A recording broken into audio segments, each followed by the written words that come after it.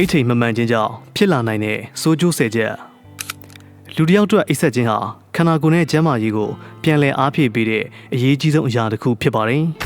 အိတ်ထိန်မမှန်ခြင်းအေးအေးမွားခြင်းတွေချာရှည်လာတဲ့အခါမှာတော့အောက်ပါဆိုးကျိုးတွေကိုဖြစ်ပေါ်လာနိုင်ပါတယ်နံပါတ်1မှတ်ဉဏ်ကျဆင်းလာခြင်း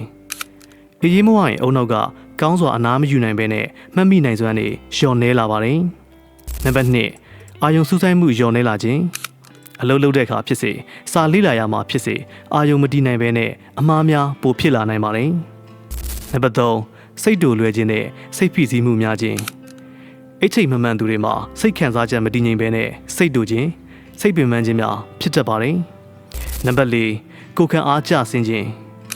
ခန္ဓာကိုယ်ကလုံလောက်တဲ့အနားယူချိန်မရတဲ့အခါမှာတော့ယောဂပိုးတွေကိုကာကွယ်နိုင်စွမ်းလျော့နေလာပါတယ်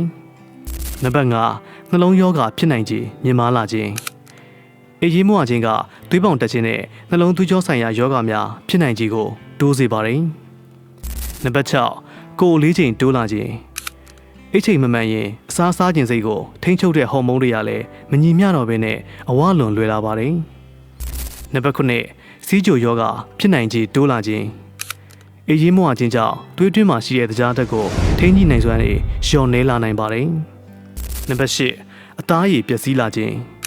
အိတ်ချိန်မလုံလောက်ရင်မျက်ကွင်းညိုခြင်း